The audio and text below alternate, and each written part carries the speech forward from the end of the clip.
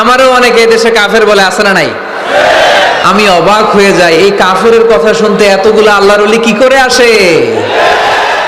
আমার বুঝে আসে না, এই কাফেরের কথা শোনার জন্য এরকম ধাক্কা ধাক্কি হয় কেন?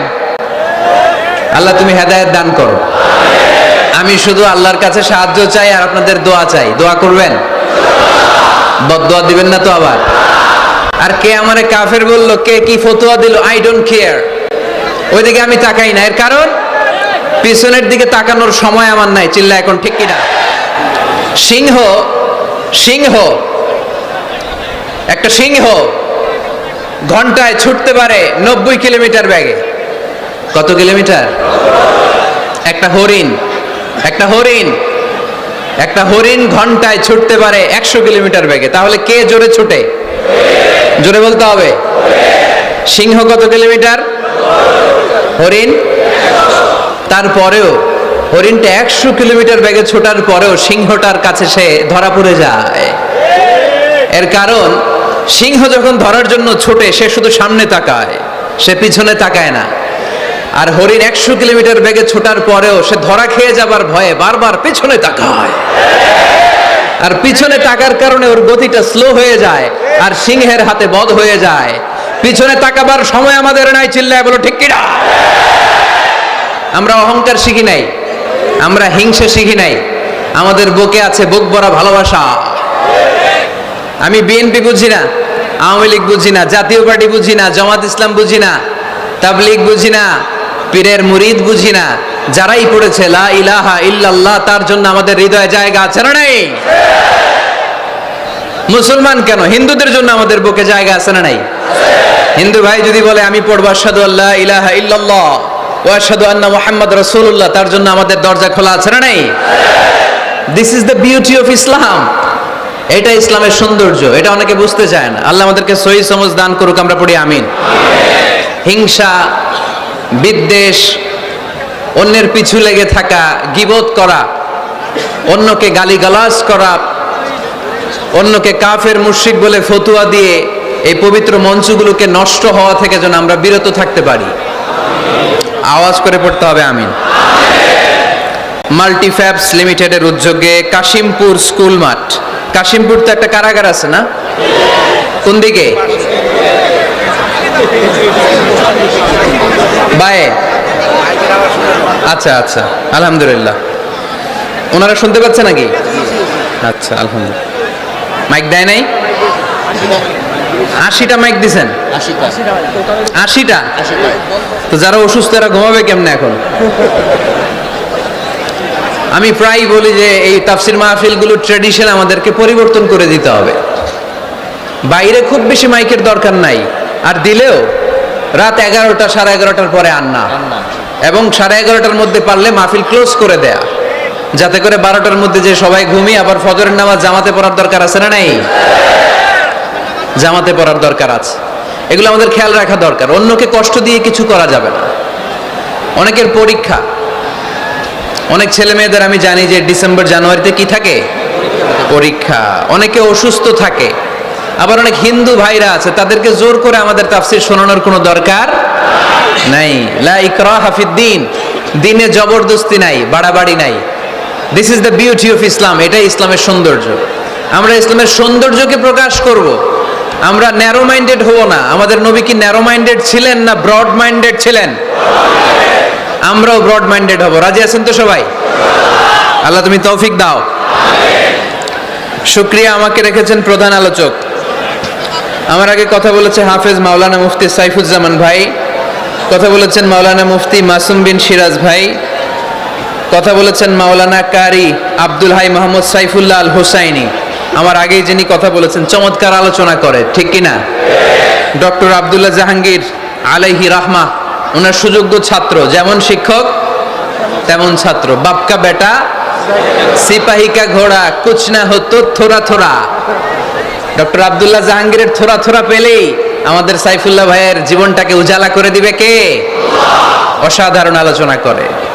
জুমার মিম্বারে বসে বসে কন্টেম্পোরারি ইস্যু নিয়ে কথা বলে। This should be the uppermost quality of a খতিব। একজন খতিবের কোয়ালিটি তো এমন হবে, সমাজে কন্টেম্পোরারি, এখন কি যাচ্ছে এগুলো নিয়ে কথা বলা। মুসলিম উম্মায় আমাদের কি ক্রাইসিস, আমাদের কি সংকট, এই সংকট থেকে উত্তরণের উপায় কি, এগুলো জুমার মিম্বার থেকে ঘোষণা আসার দরকার আছে না নেই? আমাদের আব্দুল হাই মাহমুদ সাইফুল্লাহ ভাই এই কন্টেম্পোরারি বিষয়গুলো নিয়ে কথা বলে, আমরা তার জন্য দোয়া করি। আমার ভাই যেন আরো চমৎকার কথা আমাদেরকে উপহার দিতে পারে, আল্লাহ তুমি তৌফিক দাও। প্রধান অতিথি আলহাজ মহিউদ্দিন ফারুকী, চেয়ারম্যান মাল্টিফ্যাবস লিমিটেড। ভাই আপনি, আপনার বাবা, উনি সিঙ্গাপুরে আছে না, অনেক অসুস্থ, ভাইজান দোয়া চেয়েছে, আমরা ওনার জন্য দোয়া করি আল্লাহ যেন ওনাকে তাড়াতাড়ি সুস্থ করে দেয়। আজকের প্রোগ্রামের সভাপতি হচ্ছে আলহাজ মীর আসাদুজ্জামান তুলা ভাই আসছে দেশের বাইরে, কাউন্সিলর 6 নং ওয়ার্ড গাজীপুর মহানগর গাজীপুর। তারপর ভাইয়ের নামটা ভুলে গেলাম, ডক্টর মেজবা ফারুকী, পরিচালক মাল্টিফ্যাবস লিমিটেড। আছেন হাফিজ মাওলানা মাসুম বিল্লাহ, আছেন জনাব আব্দুল কুদ্দুস। যারাই এই প্রোগ্রামের জন্য কষ্ট করেছেন তাদের সবাইকে আল্লাহ জাযা খায়ের দান করুক, আমরা সবাই পড়ি আমিন। গতকাল রাতে আপনাদের মাননীয় মন্ত্রী মহোদয়ের সাথে আমার ফোনালাপ হয়েছে, খুব সম্ভবত মুক্তিযুদ্ধ বিষয়ক মন্ত্রী আ.ক.ম. মুজাম্মেল হক সাহেব, খুব ভালো মানুষ। আমি আবার এখন গ্রিন সিগন্যাল না পেলে কোথাও যাই না, মাইকের আওয়াজ যায় না। Okay let me handle the issue. কিরে ভাই তোমার নাম কি? ওইদিকে একটু ঠিক করো। ঠিক করতেছি, দাঁড়াও একটু ঠিক করতেছি। তোমার টিম পাঠাও, ও তো যাইতে পারবে না, ওরে মাথার উপর দিয়ে উঠায় দিয়েন, পাঠায় দাও, এই পাশ দিয়ে পাঠায় দাও। একটু ক্রস চেক করো, একটু ডবল চেক করো মাইকগুলো ঠিক আছে কিনা, বারবার মাঝখানে ডিস্টার্ব হলে তো কথা বলা যাবে না। দেখতেছো? ওকে, 5 মিনিটের মধ্যে ঠিক হয়ে যাবে, আর কথা বলা যাবে না। সম্মানিত সুধী, আমি চাইব অল্প কয়েক মিনিট যতক্ষণ কথা বলি আপনাদের কান দুটো খরগোশের মতো খাড়া করে আমার দিকে রাখতে হবে, পারা যাবে? মাশাআল্লাহ। আমাকে আলোচনার সুন্দর একটা বিষয় দেয়া হয়েছে, সূরা জুমআ আয়াত 10। হয়েছে কি ইয়েস নাকি নো?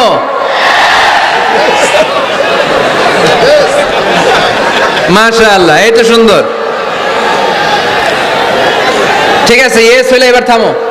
তোমাদের কি ইয়েস নাকি নো? হ্যাঁ, ইয়েস, মাশাআল্লাহ। ঠিক আছে, বস। হয় নাই? এই ওদেরটা ইয়েস করে দাও। করছো? করে দাও। সম্মানিত ভাইরা, এরকম ডিস্টার্ব করলে ইয়েস আর নো বলতে বলতে রাত কেটে যাবে, কাজের কথা কিছুই বলা হবে না, আমার অনেক কিছু বলতে হবে। আপনাদের সহযোগিতা চাই, একটু মেহরবানি করে। ভাইয়েরা, তোমাদেরকে আমি খুব পছন্দ করি, আমি জানি তোমরাও আমাকে পছন্দ করো। আমাদের এই ভালোবাসা দুনিয়ার স্বার্থে নয়। আজকে এখানে বিরিয়ানি দেয়া হবে নাকি? নগদ টাকা দেয়া হবে? একজনকে খুশি করার জন্য আমরা আসি, তিনি কে? সে আল্লাহর সন্তুষ্টির জন্য আজকে একটু স্যাক্রিফাইস করব, কয়েক মিনিটের মধ্যে ঠিক হয়ে যাবে ইনশাআল্লাহ। আমাকে আমাদের ডাক্তার মেজবা ফারুকী ভাই অনেকদিন আগ থেকে ফোন আলাপ হয়, কথা বলে, একটা বিষয় দিয়েছে উনি, সূরা জুমআ আয়াত 10, এবং এই টপিকটা নিয়ে আমি কথা বলতে চাই। প্রতিটি জেলায় যেখানে আল্লাহ তাআলা আমাদেরকে কাজের প্রতি উৎসাহিত করেছে, খেটে খাওয়ার জন্য উৎসাহিত করেছে, আমরা বসে বসে খেতে চাই না। রাজি আছো? কার পায়ে দাঁড়াবা? তো এতদিন কার পায়ে দাঁড়াইছো? নিজের পায়ে দাঁড়ানো মানে স্বাবলম্বী হওয়া। কি হওয়া?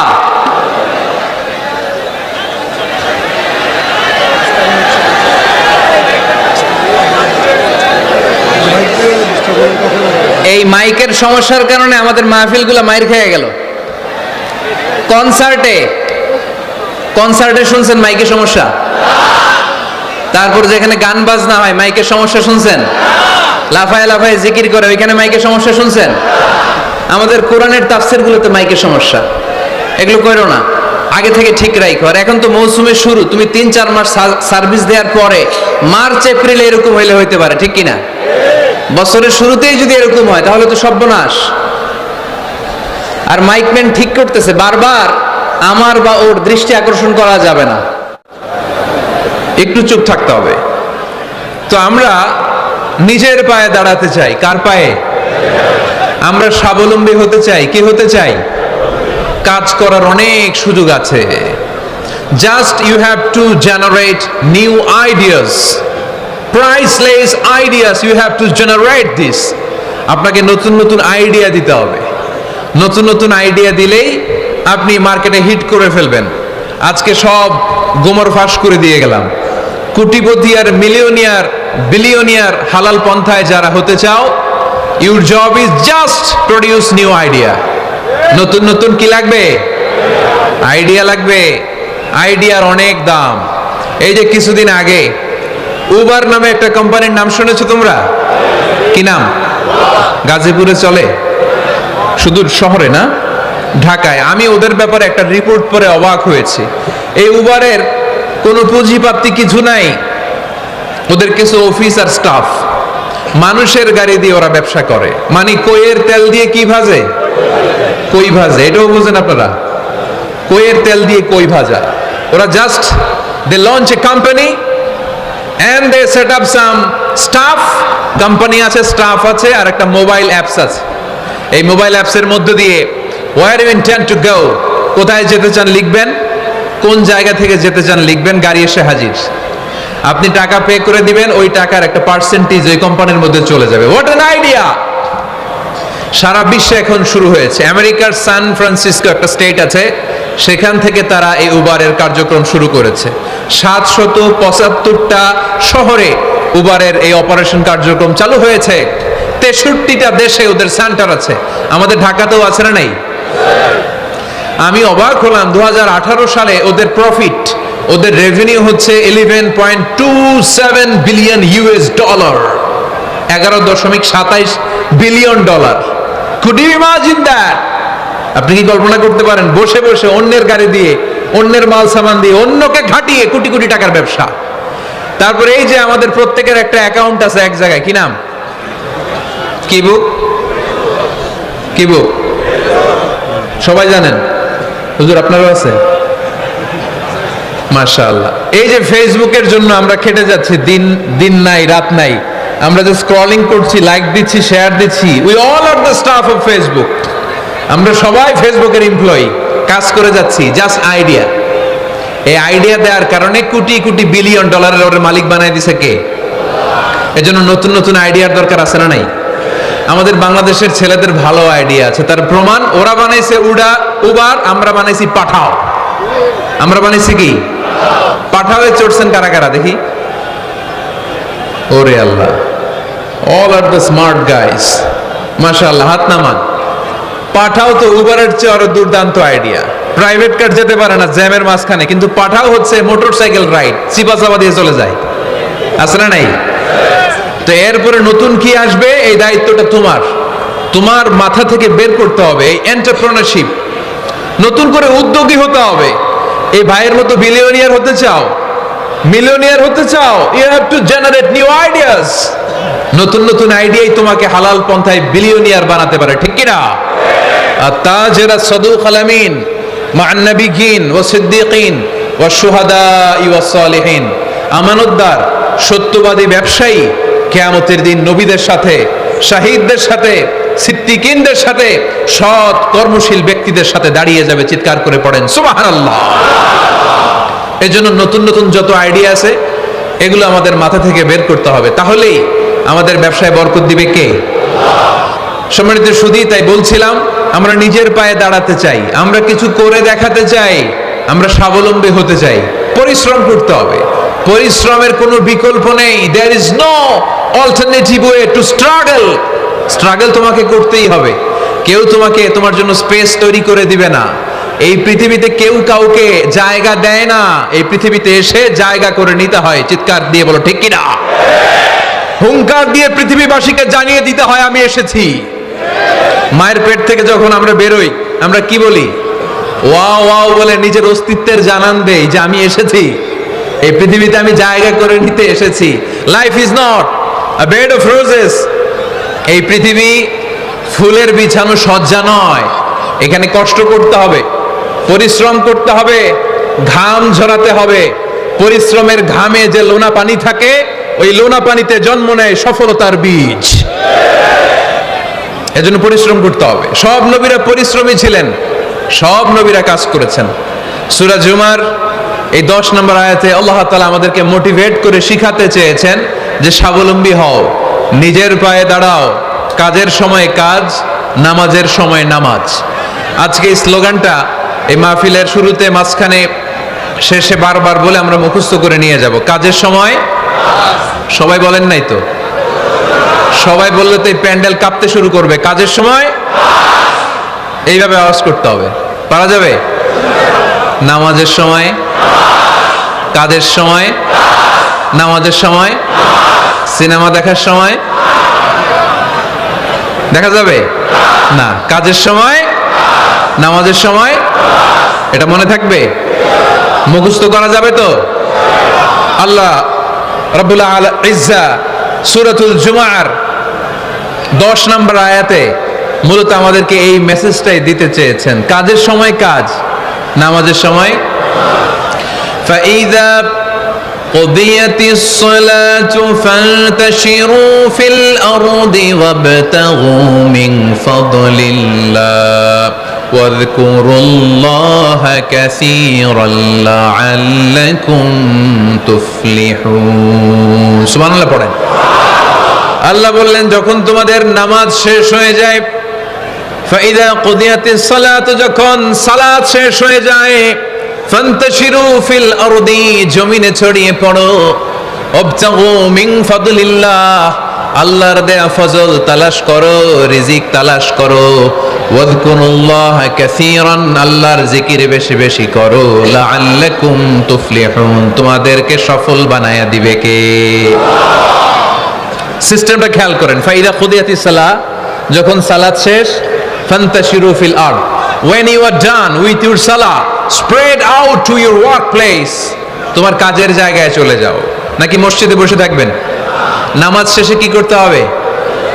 কাজের জায়গায় চলে যেতে হবে। এটা ইসলামের নিয়ম, এটা বিশ্বনবীর সুন্নাহ, এটা আল্লাহর দেয়া পদ্ধতি। ফাইদা কুদিয়াতিস সালাতু, যখন সালাত শেষ হয়ে যাবে, ফান্তাশিরু ফিল আরদ, জমিনে ছড়িয়ে পড়ো, ওয়াবতাগু মিন ফাদলিল্লাহ, আল্লাহর রিজিক তালাশ করো। জমিনের মধ্যে আল্লাহর ফাদাল আছে, রিজিক আছে, এই রিজিক গুলো তালাশ করো। মসজিদে বসে থাকলে এই ফদল বা রিজিক কি পাওয়া যাবে? যাবে না। মসজিদে ঢুকলে রহমত পাওয়া যায়। গাজীপুরের ভাইয়ের আওয়াজ তুলে বলেন, মসজিদে ঢুকলে কি পাওয়া যায়? এজন্য মসজিদে যখন আমরা ঢুকি, কোন পা দিয়ে ঢুকি? ডান পা দিয়ে ঢুকেই আমরা বলি, আল্লাহুম্মা ইফতাহলি আবওয়াবা রাহমাতিক, ও আল্লাহ, open for us the door of your mercy, আল্লাহ আমাদের জন্য আপনার সব রহমতের দরজাগুলো খুলে দেন। কারণ মসজিদে ঢুকলে রহমত দেয় কে? আর মসজিদ থেকে যখন বের হই তখন রহমত নয়, তখন পাওয়া যায় ফদল। যে ফদলের কথা আল্লাহ ইয়াতে বললেন, ওয়াবতাগু মিন ফাদলিল্লাহ, এই ফদল মানে হচ্ছে রিজিক। তাই মসজিদ থেকে যখন বেরোই, কোন পা দিয়ে বেরোই? আর কি দোয়া পড়ি? আওয়াজ করে বলেন, আল্লাহুম্মা ইন্নী আসআলুকা মিন ফাদলিক, মানে হে আল্লাহ, আমি আপনার কাছে আপনার ফদল চাই, রিজিক চাই। দুনিয়ার কেউ রিজিক দিতে পারে না, রিজিক দিতে পারে কে? এই রিজিক আমি আপনার কাছে চাই। আবার আল্লাহ বললেন, হুয়াল্লাযী জাআলা লাকুমুল আরদা যালুলা ফামশু ফি মানাকিবিহা ওয়া কুলু মির রিজকি ওয়া ইলাইহিন নুশুর। তিনি তো এমন সত্য যিনি তোমাদের জন্য জমিনটারে বানিয়েছেন সাহালাতুল মাসালিক, সহজে হাঁটা যায়, চলা যায়, চারা বীজ রোপণ করা যায়, চাষাবাদ করা যায়। আল্লাহ বললেন, জমিনের আনাচে কানাচে ঘুরে বেড়াও, জমিনের মধ্যে তোমাদের জন্য রিজিক রেখে দিয়েছে কে? এই জমিনের সব জায়গায় রিজিক আছে। আপনি জমিনের পাহাড়ে যাবেন, পাহাড়েও রিজিক আছে। জানেন পাহাড়ে কি চাষ হয়? হ্যাঁ, জুম চাষ হয়। বাংলাদেশের পাহাড়ে জুম চাষ হয়, আর মালয়েশিয়ার পাহাড়গুলোতে সব চাষ হয়। মালয়েশিয়া একটা জায়গা আছে ক্যামেরুন হাইল্যান্ড, ভাই গেছিলেন নাকি? ৬,০০০ ফিট উপরে, ঠান্ডা, প্রচন্ড ঠান্ডা। আমি প্রায় যাই, ওখানকার চা বাগানের স্নিগ্ধ হাওয়া আমাকে টানে খুব, বাতাসটা খুবই ক্লিন, ভাল লাগে। ওই ক্যামেরুন হাইল্যান্ডে 6000 ফিট উপরে ওরা করেছে ফুলের বাগান, ফলের বাগান, চায়ের বাগান, স্ট্রবেরির বাগান, মধুর চাষ করে। আর এই 6000 ফিট উপরে এই ভেজিটেবলস আইটেমগুলো দিয়ে তারা পুরো মালয়েশিয়ার খাদ্যদ্রব্যের যত সংকট, সব সংকট তারা দূরীভূত করেছে। সুবহানাল্লাহ। তো ওনারা পাহাড়ের উপর চাষ করে, আর আমরা সমতল জায়গায় চাষ করতে চাই না। চাষাবাদ করতে আমাদের লজ্জা লাগে। কি লাগে? যুবক ভাইয়েরা, কাজে কোনো লজ্জা নেই। কাজে কি নেই? পরিশ্রমে লজ্জা নেই। লজ্জা হচ্ছে অলসতায়, লজ্জা হচ্ছে অকর্মণ্যতায়। আমরা কাজ করে খেতে চাই, পরিশ্রম করে খেতে চাই। রাজি আছো সবাই? এখন অনেকে রুফ গার্ডেনিং করে। রুফ গার্ডেনিং মানে ছাদের, বাসার ছাদের উপরে কি সুন্দর পেঁপে গাছ, আম গাছ। আমি নিজে দেখেছি, নিজেরা খায়, আশেপাশের প্রতিবেশীদের সবাইকে দেয়, বাজারে বিক্রিও করে। নিউ আইডিয়া, রুফ গার্ডেনিং করো। তারপর একসাথে হাঁসের চাষ হয়, পানিতে হাঁসগুলো ভেসে বেড়ায়, আর নিচে মাছের চাষ হয়। এরকম অনেক যুবক আছে যারা এগুলো করে করে স্বাবলম্বী হয়েছে। আমরা এগুলো করতে চাই না, আমাদের লজ্জা লাগে। আমাদের হোটেলের মেসিয়ারি করতে লজ্জা লাগে, ছোট্ট ফুচকার দোকান দিতে আমাদের লজ্জা লাগে, কিন্তু বিশ্বনবীর ছাগল চড়াতে কোনো লজ্জা লাগতো না। কাজে কোনো লজ্জা আছে? লজ্জা কিসে তাইলে? অলসতায়। আওয়াজ করে বলো, লজ্জা কিসে? অলসতা করা যাবে না। অলসতাকে আজকের প্রোগ্রাম থেকে আমরা না বলে দিব। আমরা অলসতাকে বলে দিব নো। অলসতাকে আমরা কি বলবো? নো। আমরা অলস হতে চাই না, আমরা খেটে খেতে চাই, ঘাম ঝরাতে চাই।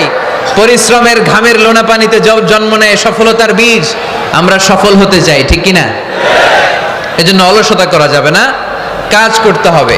আল্লাহ রাসূল সাল্লাল্লাহু আলাইহি ওয়াসাল্লাম এবং সাহাবারা আমাদেরকে কাজের প্রতি উৎসাহিত করেছেন। সাইয়েদনা ওমর ফারুক রাদিয়াল্লাহু তাআলা আনহু, নাম শুনেছেন? কত নাম্বার খলিফা? সবাই বলেন। 1 নাম্বার খলিফার নাম কি? 2 নাম্বার খলিফার নাম? 3 নাম্বার? 4 নাম্বার? রিদওয়ানুল্লাহি তাআলা আলাইহিম আজমাইন। ওমর ফারুক সাধারণ কোন সাহাবী ছিলেন না।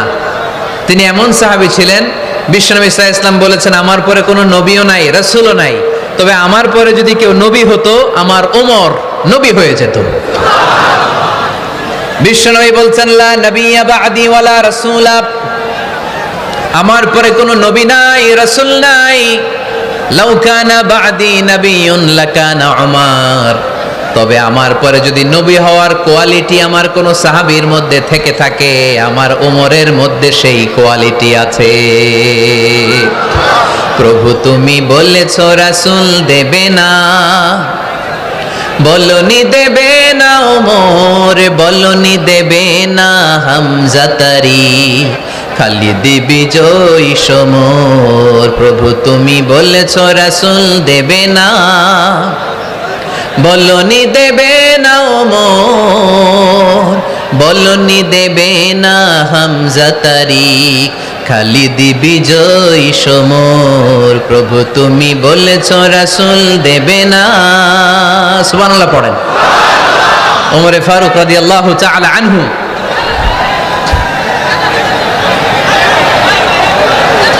ভাইজান, দোয়া করে দিই, কষ্ট হচ্ছে অনেক। শেষ করে দিব, আলোচনা শেষ করে দিব। আর কয়েক মিনিট শুনবেন, শুনবেন শুনবেন তো বারবার এরকম আওয়াজ করলে কি শোনা যাবে? এই ছেলেরা, এই অডিও শোনো না তোমরা? অডিও, অডিওতে চেহারা দেখা যায় নাকি? বসো, তোমরা অডিও শুনবে, এরা ভিডিও দেখবে। বসো, আওয়াজ নাই। আমি শুরুতেই বলেছি কানগুলো খরগোশের মতো খাড়া করে শোনো। অডিও রেকর্ডের মধ্যে কি চেহারা দেখা যায়? এখানে যারা দেখতে পান ওই দিকে তাকা, ওই যে ওই যে ওখানে প্রজেক্টর আছে, আওয়াজ করা যাবে না। আলোচনার মাঝখানে বক্তাকে এত ডিস্টার্ব করলে বক্তা তার আলোচনার ফ্লো হারিয়ে ফেলে। সে কি বলছিল এটা সে ভুলে যায়। সে মাথার মধ্যে কি কি পয়েন্টস, কি কি মেসেজগুলো শেয়ার করার জন্য সে আগাচ্ছিল এটা সে ভুলে যায়। এজন্য আর কয়েক মিনিট কথা বলবো, আর কষ্ট দিব না আপনাদেরকে, একটু চুপ থাকবেন। দ্বিতীয় খলিফার নাম কি ছিল? সবাই বলেন, কি নাম? সাইয়েদনা ওমর ফারুক রাদিয়াল্লাহু তাআলা আনহু। ওনারে মুনাফিকরা খুব ভয় পেত। কারা? মুনাফিক চিনেন তো? ভিতরে এক বাইরে আরেক, তার নাম? সবাই বলেন, ভিতরে এক বাইরে আরেক, তার নাম মুনাফিক। ইউযহিরু খিলাফা মা ইউবতিন, আরবিতে কি বলে? ইউযহিরু খিলাফা মা ইউবতিন, প্রকাশ করে একটা, ভিতরে আরেকটা। ভিতরে এক বাইরে আরেক, তার নাম?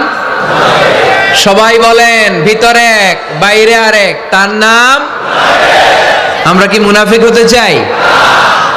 এরা যখন যে সুবিধাজনক অবস্থানে থাকে তখন তার সাথে থাকে।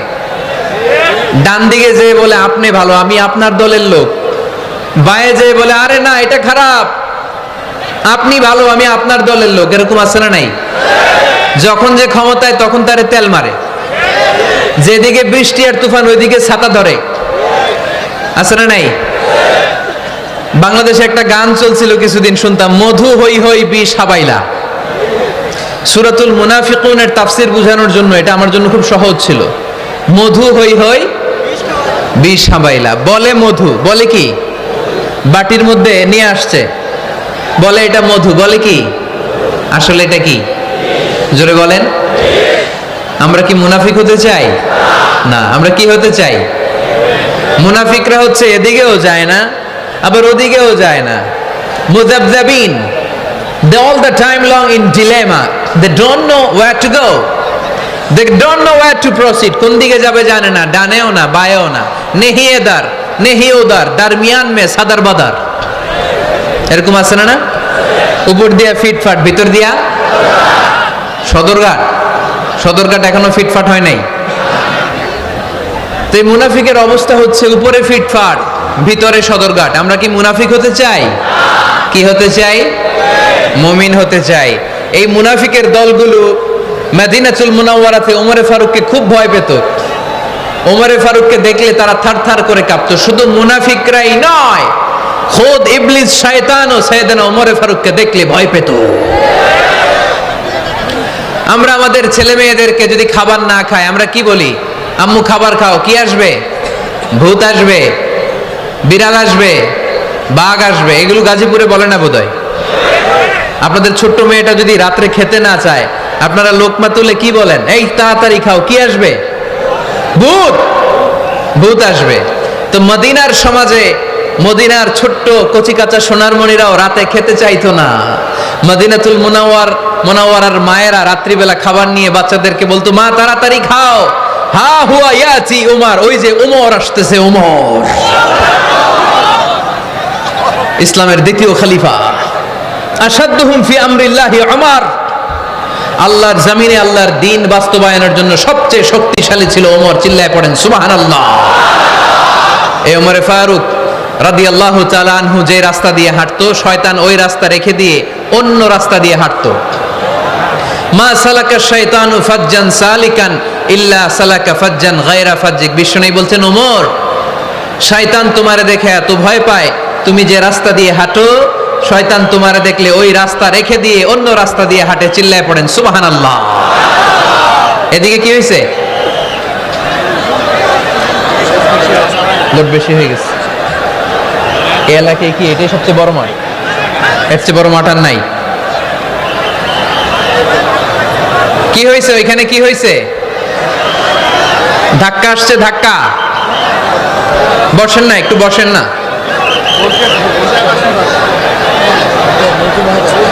মন্ত্রী মহোদয় আসছে? মন্ত্রী মহোদয় আসতেছে উনি? মাশাআল্লাহ। উনি তো কষ্ট হয়ে যাবে, তো আসবে কিভাবে এদিক দিয়ে?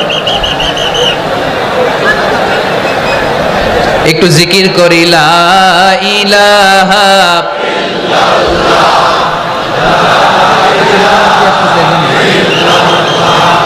বললেন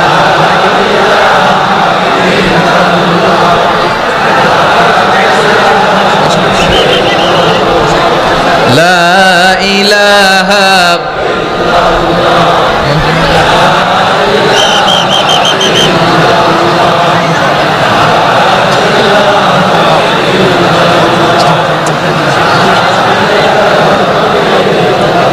সুবহানাল্লাহ আলহামদুলিল্লাহ লা ইলাহা ইল্লাল্লাহ সুবহানাল্লাহ।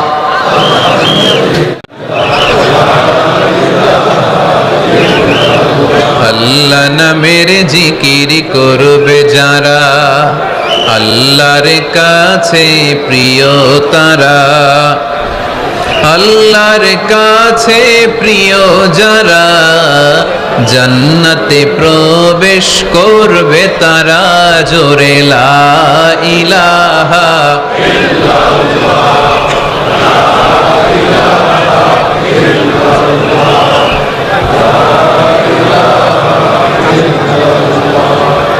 লা ইলাহা ইল্লাল্লাহ, লা ইলাহা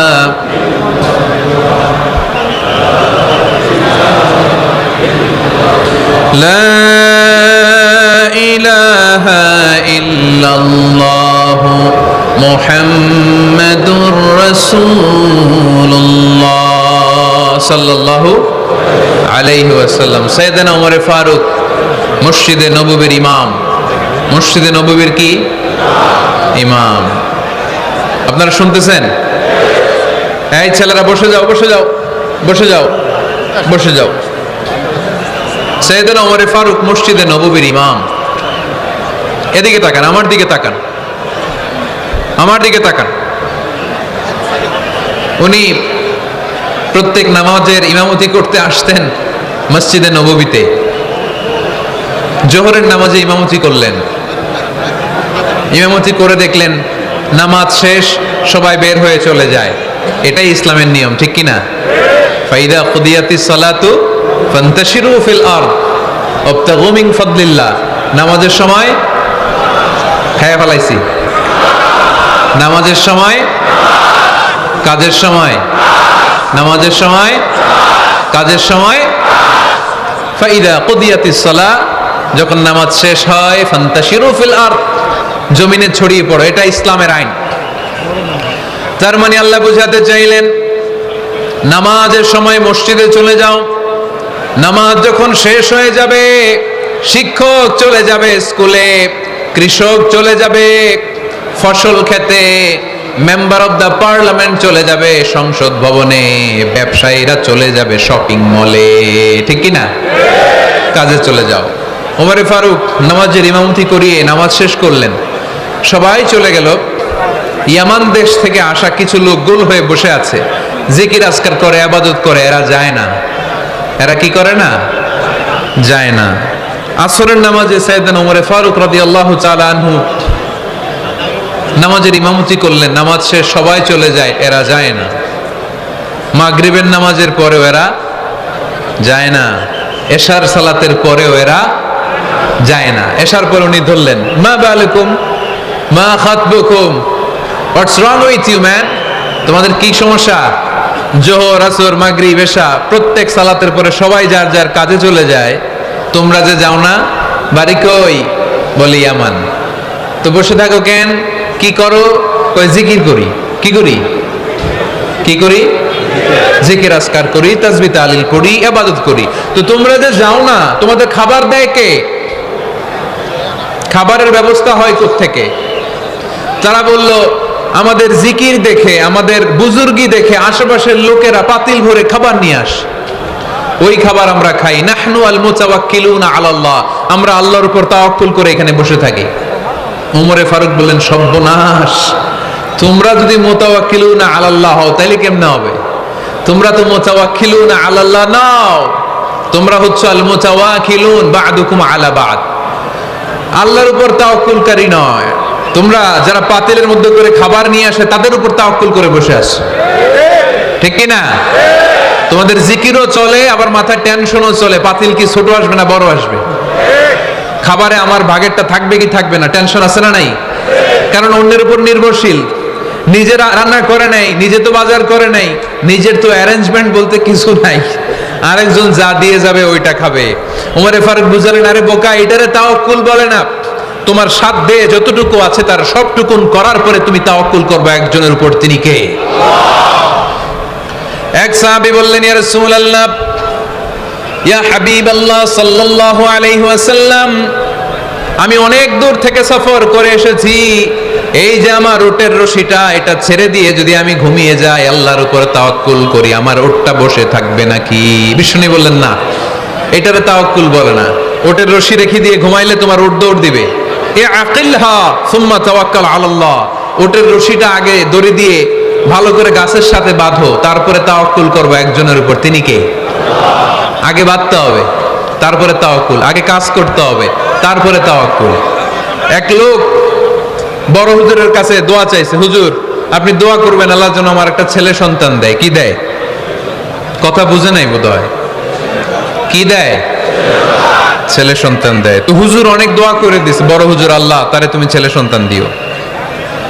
তো ছেলে সন্তান হয় নাই। তার পরের বছর এসে আবার হাজির, হুজুর একটু দোয়া করেন আমার জন্য আল্লাহ একটা ছেলে সন্তান দেয়। হুজুর আবার দোয়া করলেন, কিন্তু ছেলে আর হয় নাই। পরের বছর এসে আবার হাজির, হুজুর একটু দোয়া করেন। কি দোয়া করবো বাপ? বলে হুজুর দোয়া করেন আল্লাহ যেন আমার একটা ছেলে সন্তান দেয়। হুজুর আবার দোয়া করলেন। এর পরের বছর এসে আবার হাজির, কয় হুজুর ছেলে সন্তান। হুজুরকে ঘটনা কি? ঘটনা কি? এর সন্তান হয় না কেন? বললো বাবা তুমি কি বিয়ে করছো? কয় না। সন্তান হবে কোত্থেকে? আগে তো বিয়ের পর্বটা সার, তারপরে তাওয়াক্কুল করবি কার উপর? বিষ্ণু বললেন তাগদু খেমাসান তারুহু বেতানান, পাখিগুলোর মতো যদি সকালবেলা তাওয়াক্কুল করে বের হয়ে যাও, প্রতিটা পাখি, আপনাদের গাজীপুর এলাকায় পাখির বাসা আছে নাকি? কি পাখি আছে? বাবুই পাখি? হ্যাঁ, কি পাখি? সব আছে। তো এই পাখিগুলো এই গাজীপুরের বিভিন্ন গাছপালার উপরে যে নিড বানিয়েছে বাসা, দেখবেন সকাল বেলায় এই পাখিগুলো আল্লাহর উপর তাওয়াক্কুল করে বের হয়ে যায়। এই পাখিগুলো জানে কোন জায়গায় ওর রিজিক আছে। এই পাখিগুলোর রিজিকের ব্যবস্থা করলো কে?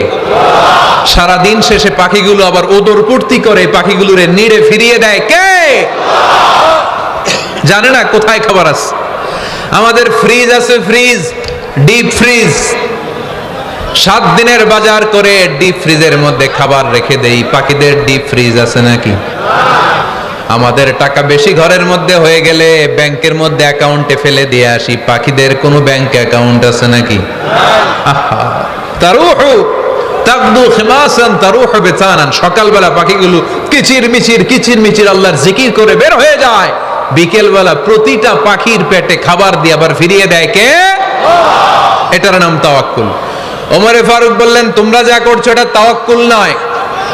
নামাজের পরে বের হয়ে যাবা, আল্লাহর জমিন যে আবাদ করবা, কৃষি কাজ করবা, ব্যবসা করবা, বাণিজ্য করবা, চাকরি করবা, আবার নামাজের সময় ঘরে আসবা।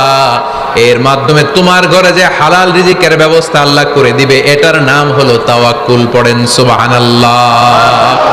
গোটা জমিনটা আমাদের, গোটা জমিন আমাদের জন্য আল্লাহ দিয়েছেন।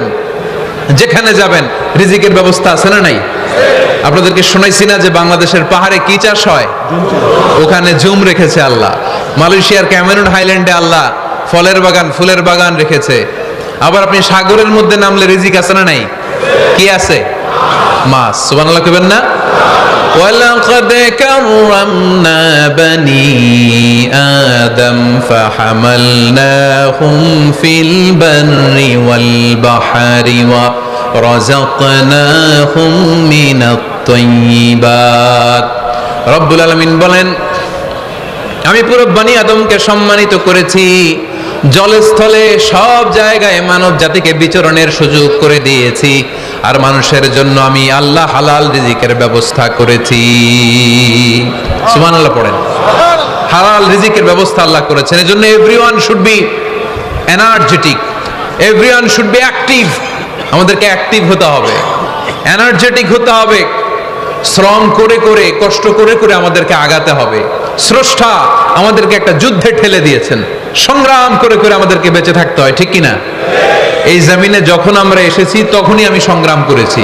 বিশ্বাস করেন, একজন স্বামীর 1 ফোঁটা বীর্যের মধ্যে যদি 20 কোটি শুক্রাণু না থাকে, কয় কোটি? আরো জোরে।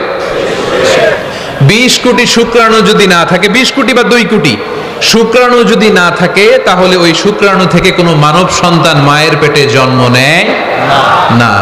তাহলে চিন্তা করেন, ওই 20 কোটি শুক্রাণুর মধ্যে আমি একটা শুক্রাণু, ঠিক কিনা? এতগুলো শুক্রাণু ডিম্বাণুকে আঘাত করে অ্যাক্টিভ হতে চেয়েছিল, ওই 2 কোটির মধ্যে বাকি সবগুলোরে হারিয়ে চ্যাম্পিয়ন হয়েছিলাম সেদিন মায়ের গর্ভে। আমি চিল্লায় বলো ঠিক কি না? সেদিন আমার হাত ছিল না, সেদিন আমার পা ছিল না, আমার চোখ ছিল না, আমার রেসপিরেটরি সিস্টেম ছিল না, আমার ব্রেন সচল ছিল না, আমার মামা ছিল না, আমার দাদা ছিল না, আমার গায়ে শক্তি ছিল না।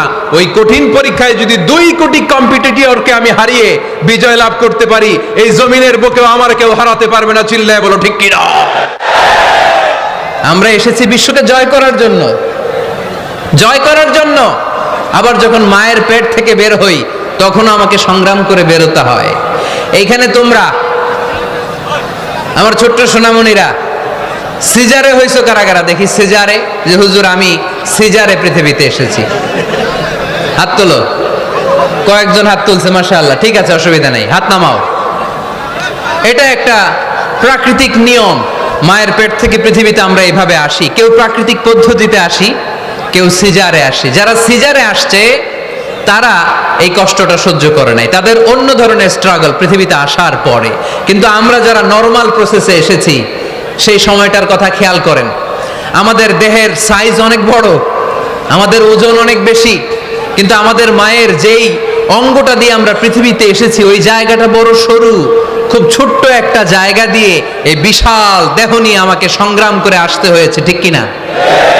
এবং এটা ল্যাবরেটরিক্যালি প্রুভড, সায়েন্টিফিক্যালি অ্যাটাস্টেড যে এটা একজন বাচ্চার জন্য, নবজাতক নিউ বর্ন বেবির জন্য খুবই স্বাস্থ্যকর, খুবই হেলদি। কারণ এই ছোট্ট জায়গাটা দিয়ে, মায়ের ওই ছোট্ট অঙ্গ দিয়ে আমরা যে পৃথিবীতে আসি, আমাদেরকে একটা চাপ সহ্য করতে হয়। ওই চাপের কারণে আমার নাকের ভেতরে, কানের ভেতরে যে ধরনের দূষিত গ্লিসারিন আছে, পদার্থ আছে, এগুলো সব বের হয়ে যায়। আর এই প্রচন্ড চাপটা আমাদের দেহটাকে কর্ম সহিষ্ণু হয়ে গড়ে তুলতে সাহায্য করে। কোন সুবহানাল্লাহ। নিয়ে আসেন এখানে, নিয়ে আসেন শেষের দিকে।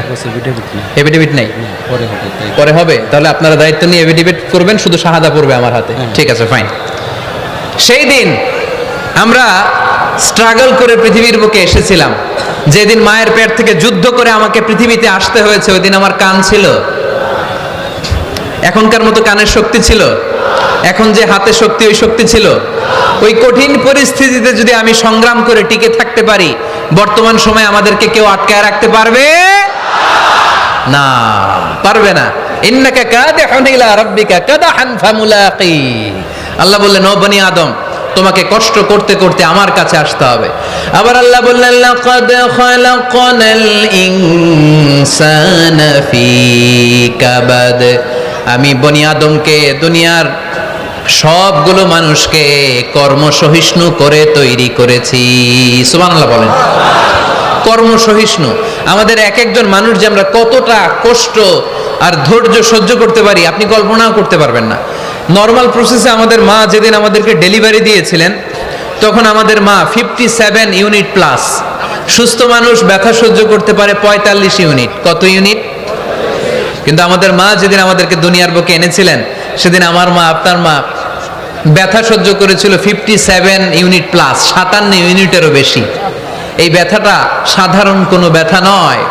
একটা অ্যাক্সিডেন্টে আপনার দেহের 20টা হাড় বা হাড্ডি ভেঙে গেলে যত ব্যথা, তার চেয়েও বেশি ব্যথা আমার মা সহ্য করেছিলেন। আমার মাকে ওই দিন এই ব্যথাগুলো সহ্য করার তৌফিক দিয়েছিলেন কে? তাহলে কি পরিমাণে কষ্ট সহিষ্ণুতা আর কর্ম সহিষ্ণুতা নিয়ে যে আমরা জন্মাই, আমাদের কোনো ধারণাই নাই। এজন্য আমি প্রায় বলি, ছেলে মেয়েদেরকে, সন্তানকে ননির পুতুল করে গড়ে তুলবেন না। ছেলে মেয়েদেরকে কষ্ট সহিষ্ণু করে গড়ে তোলেন। প্রতিকূল পরিবেশে কি করে নিজের অস্তিত্ব জানান দিতে হয়, এমন করে আমরা আমাদের মুসলমান সন্তানদেরকে গড়ে তুলবো। চিল্লায় বলেন ঠিক কি না? লাকাদ খালাকনাল ইনসানা ফি কাবাদ। আমি মানুষকে দুঃখ কষ্টের মধ্যে তৈরি করেছি। আসসালামু আলাইকুম। আল্লাহ আছে, আপনার সাথে ফোনে কথা হয়েছিল? জি। মোহতারামকে একটা চেয়ার দেন। আছে? দেন দেন, ছোট্ট কি আছে? আলহামদুলিল্লাহ, আপনাদের এলাকার, আপনাদের মা ও মাটির সন্তান, গণমানুষের নেতা, মুক্তিযুদ্ধ বিষয়ক মন্ত্রণালয়ের মাননীয় মন্ত্রী মহোদয় আ.ক.ম মুজাম্মেল হক সাহেব ইতিমধ্যে আমাদের মাঝখানে এসে উপস্থিত হয়েছেন। আমরা সবাই পড়ি আলহামদুলিল্লাহ। গত রাতে ওনার সাথে ফোনে কথা হয়েছে, তো আমি ভাবিনি যে এত ব্যস্ততার মধ্য দিয়ে উনি চলে আসবেন। আপনাদের কাজেই ব্যস্ত থাকতে হয়, আমরা আসলে অনেকে জানি না যে এমপি মন্ত্রীরা কতটা ব্যস্ত থাকে। জনপ্রতিনিধিরা আপনাদের নানা কাজে নানা জায়গায় ব্যস্ত থাকতে হয়, বিভিন্ন মিটিং। ওই দিন আমি কুমিল্লা জেলার ডিসি সাহেবের সাথে একটা মিটিং ছিল, দেখলাম যে অনেক লোক ওখানে ভিড় করে আছে। আমি যে ছোট্ট একটা সালাম বিনিময় করব, মিটিংটা সার্ব সুযোগই হচ্ছিল না, অনেক ব্যস্ত থাকে ওনারা। তারপরেও ওনাদের ব্যস্ত মুখর মূল্যবান সময়গুলো থেকে কিছু সময় আমাদের জন্য দিয়ে আজকের প্রোগ্রামে হাজির হয়েছে, আমরা মোবারকবাদ জানাই। সম্মানিত সুধী, আমরা বলছিলাম কাজের সময়, আরো জোরে বলতে হবে, কাজের সময়, নামাজের সময়, আর ভরসা করতে হবে একজনের উপর, তিনি কে? কাজে কোনো লজ্জা আছে? লজ্জা কিসে? অলসতায়। আমরা অলস হতে চাই না। রসুল বাত্তালে দুক্কানু শয়তান, অলস মস্তিষ্ক শয়তানের আড্ডাখানা। আমরা নিজের পায়ে দাঁড়াতে চাই, আমরা স্বাবলম্বী হতে চাই, আমরা সাস্টেইনেবল ডেভেলপমেন্ট গোলের পক্ষে, আমরা মিলেনিয়াম ডেভেলপমেন্ট গোলের পক্ষে, আমরা বাংলাদেশকে উন্নতির শিখরে নিয়ে যাওয়ার পক্ষে। চিল্লায় বলেন ঠিক কিনা? আমরা আগে দুনিয়ার কল্যাণ চাই, এটা ইসলামের নিয়ম। আগে কি আখেরাত চাই না আগে দুনিয়া চাই? জোরে বলেন। আরে দুনিয়াতে ভালো থাকলেই তো আখেরাতে ভালো থাকবেন। এজন্য আল্লাহ আমাদেরকে শিখালেন, পড়ো রব্বানা আতিনা ফিদ দুনিয়া হাসানাহ ওয়া ফিল আখিরাতি হাসানাহ ওয়া কিনা আযাবান নার। আয় আমাদের রব, এই দুনিয়ার বুকে আপনি আমাদেরকে কল্যাণ দেন, আখিরাতের বুকে আপনি আমাদেরকে কল্যাণ দেন, আগুনের শাস্তি থেকে আল্লাহ আপনি আমাদেরকে বাঁচিয়ে দেন। পড়ে না আমিন। তাহলে আগে দুনিয়া, তবে দুনিয়াকে হৃদয়ে স্থান দেয়া যাবে না। দুনিয়াকে বশ করে হাতে নিব, কিন্তু হৃদয়ে থাকবে আখিরাত। জোরে বলতে হবে ঠিক কি না? নিজ হাতে উপার্জিত সম্পদের চেয়ে শ্রেষ্ঠ কোনো সম্পদ আর হতে পারে না। আমার দিনমজুর ভাইয়েরা, কুলি মজুর ভাইয়েরা, রিকশাওয়ালা ভাইয়েরা, ফ্যাক্টরি ওয়ার্কার যারা, আপনারা আল্লাহর কাছে অনেক সম্মানিত। আপনাদের উপার্জন হালাল, আপনাদের এক পা এমনি জান্নাতে ঢুকে আছে। এখন শুধু এক পা ঢুকাইলে চলবে? পা কয়টা? আরেকটা ঢুকানোর দরকার আছে না নাই? আপনাদের উপার্জন হালাল, আপনারা 5 ওয়াক্ত সালাত পড়বেন, মানুষের হক নষ্ট করবেন না, আব্বা আম্মার দোয়া নিবেন, দ্বিতীয় পাটাও জান্নাতে ঢুকায় দিবে কে? মা আকালা আহাদুন তুআমান ক্বাত্তু খায়রুম মিন আইয়াকুলা মিন আমালি ইয়াদিহি। নিজের হাতে উপার্জিত সম্পদের চেয়ে, খাবারের চেয়ে শ্রেষ্ঠ সম্পদ আর হতে পারে না। আমার রিকশাওয়ালা ভাই, তার উপার্জন হালাল না হারাম? আমার কুলি মজুর ভাই, উপার্জন হালাল না হারাম? মাথার গাম পায়ে ফেলে ফ্যাক্টরি ওয়ার্কাররা যে বেতনটা পায়, এটা হালাল না হারাম? তাদের দোয়াকে কবুল করে নিবে কে? এজন্য যুবক ভাইরা, never under estimate any job. কোন জবকে, কোন চাকরিকে ছোট করে দেখার সুযোগ নাই, কারণ আমার উপার্জন হালাল হলেই ওই হালাল উপার্জনে বরকত দিবে কে? Whether it's the small or big, you don't care. এটা তোমার কেয়ার করার দরকার নাই। চাকরি পেলেই একটা ঢুকে যাবা, চাকরি পেলেই ঢুকে যাবা, কারণ আমাদের চাকরির বাজার মন্দা। আমাদের বাংলাদেশ, ভারতে কোন একটা চাকরির জন্য চেয়েছে 8 পাস, ওইখানে অ্যাপ্লাই করে ডক্টরেট ডিগ্রি দাঁড়িয়ে আছে না নাই? এত কষ্ট করে চাকরি পাওয়া পৃথিবীর কোথাও লাগে না, কারণ আমাদের পপুলেশন বেশি। তাই চাকরির জন্য আমাদের বসে থাকা লাগবে না, আমাদেরকে উদ্যোক্তা হতে হবে, আমাদের এন্টারপ্রেনার হতে হবে। শুরুতে যেটা বলেছিলাম, আমাদের আইডিয়াকে কাজে লাগাতে হবে, ঠিক কিনা? আর যাই করব আমরা ভালোভাবে করব। ভালোভাবে করলে ওই কাজে বরকত দেয় কে? আল্লাহ। ভালোভাবে করার জন্য আল্লাহ তাআলা সূরাতুল মুলকে আমাদেরকে গাইডলাইন দিয়েছেন। রব্বুল আলামিন বলেন, আল্লাযী খালাকাল মাউতা ওয়াল হায়াতা লিয়াবলুয়াকুম আইয়ুকুম আহসানু আমালা। তিনি এমন সত্তা যিনি তোমাদের তৈরি করেছেন, জীবন আর মৃত্যুকে তৈরি করেছেন এই জিনিসটা পরীক্ষা করবার জন্য, তোমাদের মধ্য থেকে কে ভালোভাবে কাজ করে। সুবহানাল্লাহ। কে বেশি আমল করে, আল্লাহ এটা বলছে, নাকি কে ভালো আমল করে? কথা কি বুঝতেছেন? যদি বেশি আমল করার কথা আল্লাহ বলতো, তাহলে এই আয়াতটা হতো লিয়াবলুয়াকুম আইয়ুকুম আকসারু আমালা। কিন্তু আল্লাহ কি এই আয়াতে আকসারু আমালা বলেছে? আলেম যারা আছেন তারা আমার সাথে সাথে বলেন, আল্লাহ কি আকসারু আমালা বলেছে? আল্লাহ কি বলেছে? লিয়াবলুয়াকুম আইয়ুকুম আহসানু আমালা, কে ভালো করে কাজ করে। With professionalism. আপনি যেটাই করেন না কেন আপনাকে প্রফেশনালিজমের সাথে করতে হবে, তাহলে ওই কাজে বরকত দিবে কে? ছোট হোক বড় হোক এটা কোনো সমস্যা? যাই করি না কেন কিভাবে করব? ভালোভাবে। আওয়াজ করে বলেন কিভাবে করব? যে কোনো কাজ করো না ভাই, যে কোনো কাজ করো, তা যেন হয় সবার চেয়ে সবচেয়ে সুন্দর। যে কোনো কাজ করো না ভাই, যে কোনো কাজ করো, তা যেন হয় সবার চেয়ে সবচেয়ে সুন্দর। হোক না সেটা পড়া লেখা, রঙের ভাষায় ছবি আঁকা, হোক না সেটা পড়া লেখা, রঙের ভাষায় ছবি আঁকা, হোক না সেটা সামান্য কাজ কিংবা মহত্তর, তা যেন হয় সবার চেয়ে সবচেয়ে সুন্দর। যে কোনো কাজ করো না ভাই, যে কোনো কাজ করো, তা যেন হয় সবার চেয়ে সবচেয়ে সুন্দর। চিৎকার করে বলতে হবে, ঠিক কিনা? যাই করি না কেন সেটা যেন সবচেয়ে সুন্দর হয়। You have to make the best out of you, you have to try you level best. তোমার সাধ্যের যতটুকু আছে তার সবটুকু করতে হবে, বাকি বরকত তার কল্যাণ আমাদেরকে দান করবে কে? বিষ্ণু ইসা ইসলাম কখনো অলসতাকে উৎসাহিত করেন নাই, ভিক্ষাবৃত্তিকে উৎসাহিত করেন নাই, তিনি পরিশ্রমকে অ্যাপ্রিসিয়েট করেছেন। এক সাহাবী রাদিয়াল্লাহু তাআলা আনহু এসে বললেন, ইয়া রাসূলুল্লাহ আমাকে কিছু দান করেন, আ'তিনি শাইআন।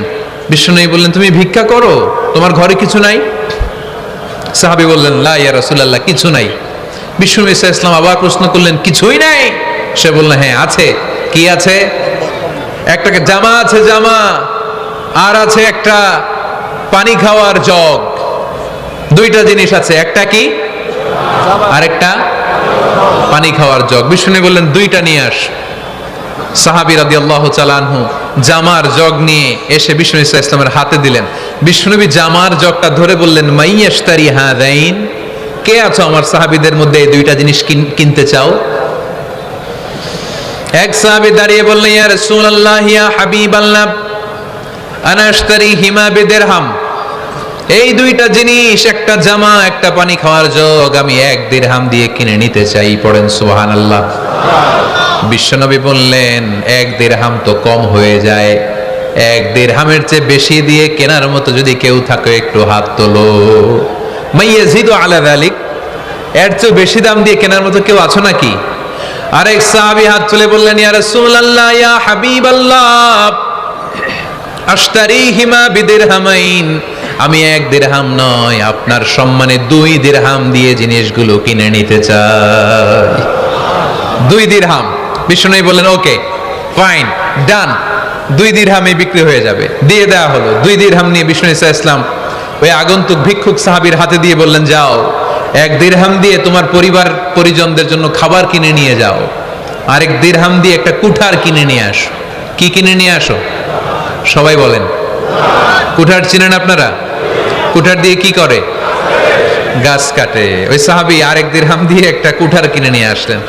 বিশ্বনবী সাল্লাল্লাহু আলাইহি ওয়াসাল্লাম নিজ হাতে ওই কুঠারের একটা হাতল লাগায় দিলেন।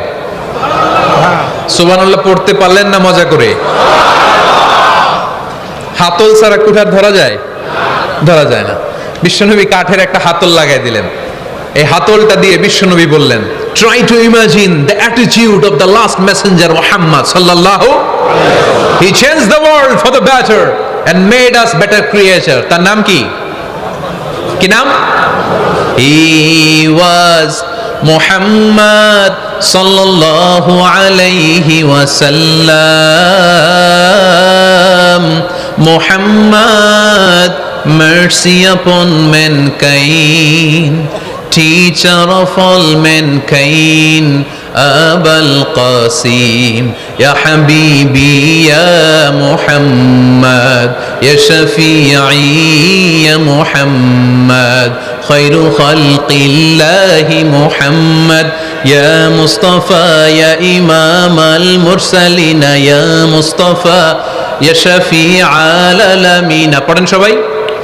Ya Mustafa, Ya Imam al-Mursalin, Ya Mustafa, Ya Shafi'i al-Alamin. He taught us to be just and kind. and to feed the poor and hungry, help the wafer and the orphan child, and to not be cruel and miserly. His speech was soft and gentle, like a mother stroking her child. His mercy and compassion were most radiant when his smile was Muhammad sallallahu alayhi wasallam. Muhammad, mercy upon mankind, teacher of all mankind. أبا القاسم يا حبيبي يا محمد يا شفيعي يا محمد خير خلق الله محمد পড়েন সবাই ইয়া মুস্তাফা ইয়া ইমাম আল মুরসালিন ইয়া মুস্তাফা ইয়া শফিআল আলামিন ইয়া মুস্তাফা ইয়া ইমাম আল মুরসালিন ইয়া মুস্তাফা ইয়া শফিআল আলামিন মুহাম্মদ সুবহানাল্লাহ পড়েন হি ওয়াজ মুহাম্মদ সাল্লাল্লাহু আলাইহি ওয়াসাল্লাম বিশ্বনবী নিজ হাতে ওই সাহাবীর কুঠারের ভেতরে একটা হাতল লাগাইয়া দিলেন। ঘটনা মনে আছে নাকি নাশিদ শুনে ভুলে গেছেন? ঘটনা মনে আছে সবার? তিনি হাতল লাগাই দিলেন আর বললেন, যাও, গায়ে শক্তি আছে, তাগড়া যুবক, এই কুঠার নিয়ে জঙ্গলে যাও, জঙ্গলে যে কাঠ কাটো, লাকড়ি বানাও, বাজারে যে বিক্রি করো। লা ইয়াহতাতিবা আহাদুকুম হাজমাতান ফি যাহরিহি খায়রুম মিন আই ইয়াসআলা আহাদান ফায়ু'তিয়াহু আও ইয়ামনাহু। যাদের গায়ে জোর আছে, শক্তি আছে, পরিশ্রম করে লাকড়ির বোঝা পিঠে নিয়ে বাজারে বিক্রি করা অনেক ভালো কারো কাছে হাত পাতার চেয়ে। কারণ তুমি হাত পাতলে লোকজন তোমার দিতেও পারে, নাও দিতে পারে, কিন্তু পরিশ্রম কখনো বৃথা যায় না। What is the moral of the story? রাসূল সাল্লাল্লাহু আলাইহি ওয়াসাল্লামের এই প্রফেটিক স্টোরি থেকে আমাদের শিক্ষা কি? বিশ্বনবী বললেন, যাও, কাঠ কেটে নিয়ে আসো। লা উরিদু আন আরাকা 15 আইয়াম, সামনের 15 দিন আমি যেন আমার চোখ দিয়ে তোমার আমার আশেপাশে ঘুরঘুর করতে না দেখি। সাহাবী চলে গেলেন, কাঠ কাটতে আরম্ভ করলেন, বাজারে বিক্রি করতে আরম্ভ করলেন। 15 দিনের ব্যবধানে 10 দিরহাম নিয়ে বিশ্বনবীর দরবারে ওই সাহাবী হাজির হয়ে গেলেন। 10 দিরহাম নিয়ে হাজির হয়ে গেলেন। এসে বললেন, ইয়া রাসূলুল্লাহ, ইয়া হাবিবাল্লাহ, আমি আর দরিদ্র নাই, আমি আর ভিক্ষা করি না, আমি নিজের পায়ে দাঁড়িয়েছি, আমি স্বাবলম্বী হয়েছি, আমি অন্যান্য খেটে খাওয়া মানুষের মতো এখন উপার্জন করে আমার ফ্যামিলির চাহিদা মিটাই। পড়েন সুবহানাল্লাহ। What is the moral of the story? এই প্রফেটিক স্টোরি থেকে আমাদের জন্য শিক্ষা হচ্ছে, বিশ্বনবী সাল্লাল্লাহু আলাইহি ওয়াসাল্লাম চাইলেই ওই 2 দিরহাম দিয়ে বলতে পারতেন, যাও, এটা দিয়ে খাবার কিনে খাও। দুপুরবেলা খাইতো, রাত্রেবেলায় আবার যাকাতের লাইন ধরতো। কথা কন? তার মানে বিশ্বনবী সাল্লাল্লাহু আলাইহি ওয়াসাল্লাম কাজের প্রতি উৎসাহিত করেছেন। 2 নম্বর লেসন বা শিক্ষা হচ্ছে, বিশ্বনবী সাল্লাল্লাহু আলাইহি ওয়াসাল্লাম পার্মানেন্ট সলিউশন করে দিয়েছেন, স্থায়ী সমাধান। ঠিক কিনা? আমরা প্রায় যাকাতে শাড়ি দেই, লুঙ্গি দেই, আছে না নাই? আলহামদুলিল্লাহ, আপনাদের গাজীপুরে বোধহয় এগুলো নাইটাই, এখানে নাই, আছে? যদি থেকে থাকে এই ট্র্যাডিশন আপনারা বন্ধ করবেন। যাকাতে শাড়ি বলতে কোনো শাড়ি নাই, যাকাতের লুঙ্গি বলতে কোনো লুঙ্গি নাই। কারণ যাকাতের শাড়ি আর যাকাতের লুঙ্গি যদি আপনি বিতরণ করেন আর সামান্য সয়াবিন তেল আর চাল ডাল যদি আপনি প্যাকেট করে দিয়ে দেন, তাহলে 1 মাস পরে আবার যে সে আরেক জায়গায় যাকাতের লাইনে দাঁড় হয়ে যাবে। চিল্লা এখন, ঠিক কিনা? এজন্য আপনাকে পার্মানেন্ট সলিউশনের ব্যবস্থা করতে হবে। আমি সব জায়গায় বলি যে প্রতিটি জেলার বিজনেস ম্যাগনেট যারা আছেন তারা সবাই মিলে একটা যাকাত ম্যানেজমেন্ট প্ল্যাটফর্ম গড়ে তুলুন। সেখান থেকে এমনভাবে যাকাত দিন যাতে মানুষ স্বাবলম্বী হতে পারে। স্বাবলম্বী বানানোর জন্য, দারিদ্র বিমোচনের জন্য যাকাত এসেছে, যাকাতের শাড়ি লুঙ্গি বিতরণের জন্য নয়। আর যাকাতের শাড়ি এত পাতলা, মশারি কি পাতলা, এর চেয়েও পাতলা। দেখছেন কখনো? এটারে একবার ধোয়ার পরে দ্বিতীয়বার পরা যায় না। একবার ধোয়ার পরে শাড়ির দিকে তাকাইলে শাড়ি আমনের দিকে বেশকি মেরা থাকবো। কথা বলেন, ঠিক কিনা? এইভাবে শাড়ি লুঙ্গি দেয়া যাবে? এভাবে তো শাড়ি লুঙ্গি বিতরণ করলে যারা লাইন ধরে যাকাত নিতে আসলো, এই আল্লাহর বান্দাদেরকে অপমান করা হয়। আর আল্লাহ বললেন, ওয়ালাকাদ কাররামনা বানি আদম আমি পুরো বনি আদমকে সম্মানিত করেছি। ফেরেশতার সম্মান বেশি না মানুষের? বুঝে শুনে বললেন কার? তুমি মাটির আদমকে প্রথম সৃষ্টি করিয়া ঘোষণা করিয়া দিলে শ্রেষ্ঠ বলিয়া, তাই তো নূরের ফেরেশতা করে আদমকে সেজদা। তাই তো নূরের ফেরেশতা করে আদমকে সেজদা। সবার চেয়ে সম্মান দিলে মাটির আদমকে। পড়েন আল্লাহু আল্লাহু তুমি জাল্লে জালালুহু, শেষ করা তো যায় না গে তোমার গুণগান। আল্লাহু আল্লাহু সুবহানাল্লাহ পড়েন। আহা, মানুষের মর্যাদা সবচাইতে বেশি। এজন্য যাকাত যারা নিতে আসে তাদেরকে অপমান করা যাবে না। এর কারণ যাকাত দিয়ে আপনি কোনো করুণা করেননি, বরং ওরা যাকাত নিয়ে আপনাকে এই ফরজ ইবাদত করার সুযোগ করে দিয়ে আপনার প্রতি করুণা করে গিয়েছে। আওয়াজ করে বলেন ঠিক কি না? অনেকে মনে করে আমি যাকাত দিয়ে আমি মনে দয়া করছি, আমি মনে হয় করুণা করছি। আচ্ছা, যারা গরিব ওরা যদি যাকাত না নেয় ওর সমস্যা আছে? নিমুনা যাকাত। কিন্তু আমি যদি বলি দিমুনা, আমার খবর আছে না নাই? আমার জন্য দেয়া ফরজ, ওর জন্য নেয়া ফরজ না। তাই আমি দিয়ে করুণা করিনি, ও আমার কাছ থেকে যাকাত নিয়ে জাহান্নামের আগুন থেকে আমাকে বাঁচিয়ে ও আমাকে দয়া দেখিয়েছে। তাকবীর! আল কোরআনের আলো, আল হাদিসের আলো। এজন্য যাকাত দারিদ্র বিমোচনের জন্য। কিভাবে যাকাত দিবেন? আপনি যাকাতের টাকা দিয়ে খেয়াল করবেন, একটু ক্রস চেক করে নিতে হবে, ডবল চেক করে নিতে হবে। যেই ফ্যামিলিতে যাকাত দিবেন কর্মক্ষম উপার্জনের মতো করতে পারে এরকম ছেলে আছে কিনা, থাকলে ওর একটা অটো রিক্সা কিনে দেন, সিএনজি কিনে দেন। ওই সিএনজি চালিয়ে ওর ফ্যামিলিটা দিব্যি চলে যাবে, ঠিক কিনা? ওর একটা অস্ট্রেলিয়ান গাভী কিনে দেন, ওই গাভীর দুধ বিক্রি করে ফ্যামিলিটা স্বাবলম্বী হয়ে যাবে, ঠিক কিনা? লক্ষ্মীপুরে আমি ওয়াজ করলাম, বলল হুজুর আমরা এভাবে একটা যাকাত ম্যানেজমেন্ট প্ল্যাটফর্ম গড়ে তুলেছি। এখানে আমরা টাকা জমিয়ে জমিয়ে আমাদের এলাকার যে সমস্ত ছেলেগুলো কর্মক্ষম, তাদের ঘরে টাকা পয়সা নাই, আমরা যাকাতের টাকা দিয়ে ওদেরকে প্রবাসী বানিয়ে দেই, বিদেশে পাঠিয়ে দেই। ওর কষ্ট অর্জিত সম্পদ দিয়ে ওর ফ্যামিলি এখন দেদারসে চলছে, কোনো যাকাতের লাইনে যে তারা নিজেদেরকে আর অপমান বোধ করছে না। এইভাবে যাকাত দিতে হবে।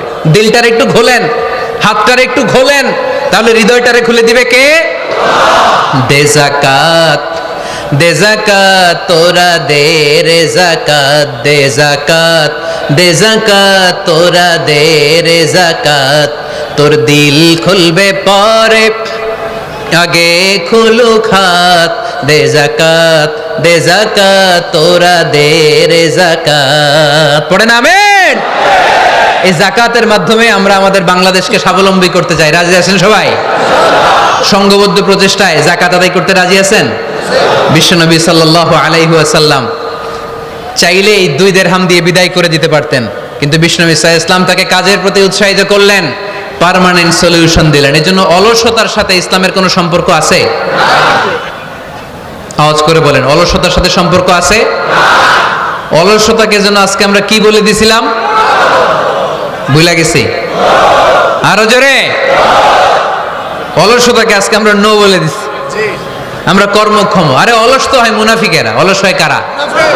وَإِذَا قَامُوا إِلَى الصَّلَاةِ قَامُوا كُسَالَى يُرَاءُونَ النَّاسَ وَلَا يَذْكُرُونَ اللَّهَ إِلَّا قَلِيلًا। সুবহানাল্লাহ পড়েন। মুনাফিকরা যখন নামাজে দাঁড়ায় অলস হয়ে দাঁড়ায়, সোজা হয়ে দাঁড়ায় না। মসজিদে নববীর কাতারগুলোর মধ্যে মুমিনদের সাথে যখন মুনাফিকেরা দাঁড়াতো, অলসের মতো দাঁড়াতো, দেয়ালের মধ্যে হেলান দিয়ে দাঁড়াতো। এরকম আছে না অনেকে অলস? কিন্তু আমরা যারা মুমিন, আমরা নামাজে দাঁড়ালে কি আমাদের হৃদয়ে অলসতা আসে নাকি হৃদয়টা সজীব হয়ে ওঠে? আমাদের হৃদয়কে নামাজে দাঁড়ালে সজীব করে দেয় কে? কিদু শাইতানু আলা কাফিয়াতি রাসি আহাদিকুম ইযা হুয়া নাম। আমরা যখন রাতে ঘুমোতে যাই, শয়তান আমাদের মাথার পিছনে অলসতার 3টা গিট মারে। কি মারে? এই যে রশি দিয়ে এরকম বাঁধে, যে এটাতে গাজীপুরে আপনারা কি বলেন? গিট্টু। হ্যাঁ, গিট্টু।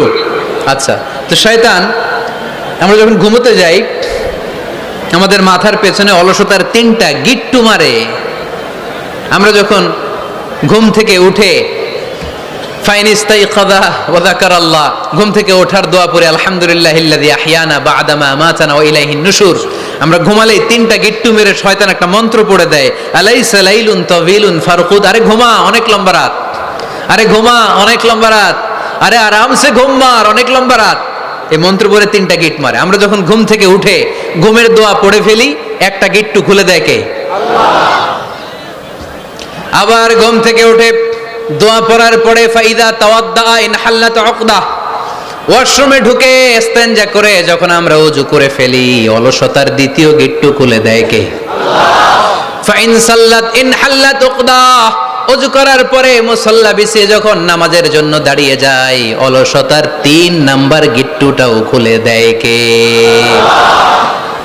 ফাসবাহা নাশীতান তাইয়িবান নাফস, he become enthusiastic, he become very active, he become very energetic। বিষ্ণু ঈসা ইসলাম বললেন তখন সে এনার্জেটিক হয়ে ওঠে, অ্যাক্টিভ হয়ে ওঠে, সজীব হয়ে ওঠে।